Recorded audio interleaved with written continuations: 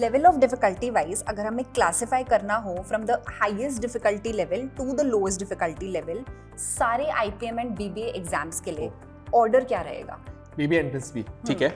So IPM Indore would be the toughest of all. And अपन level of difficulty की जब बात करते हैं तो 2-3 पैरामीटर्स रहेंगे. क्वेश्चन कितना टफ आता है, ठीक है. दूसरा मार्किंग पैटर्न क्या है. सो जैसे सिम्बायोसिस एंट्रेंस टेस्ट में मार्किंग पैटर्न में नेगेटिव मार्किंग ही नहीं लगती. So it becomes easier right because of that particular part. फिर कितने अटेम्प्ट्स आपको मिल रहे हैं. लाइक यू नो आप एनपैट के मल्टीपल अटेम्प्ट ले रहे हो, है तो काफी टफ एग्जाम वो, लेकिन क्योंकि आपको मल्टीपल अटेम्प्ट्स मिल जा रहे हैं तो इजी हो जाता है उसकी वजह से. तो इन 3 फैक्टर्स के बेसिस में मैं आपको लिस्ट बना के दे रहा हूँ. नंबर 1 पे आईपीमेट इंदौर, नंबर 2 पे you can go ahead with I think IPMAT Rohtak रहेगा. ओवर द इयर्स देख रहा हूँ कभी कभी बहुत ईजी हो गया आईपीमेट रोहतक. लेकिन फिर third JIPMAT and IMBs DB entrance test लोग उसको हल्के में ले रहे हैं मुझे लग रहा है, क्योंकि पिछले साल भी वो एंट्रेंस टेस्ट आसान नहीं आया था. क्वांट काफी टफ आया था उस पर्टिकुलर एंट्रेंस टेस्ट में. आईपीमेट लेवल ऑफ डिफिकल्टी की पूछी गई थी.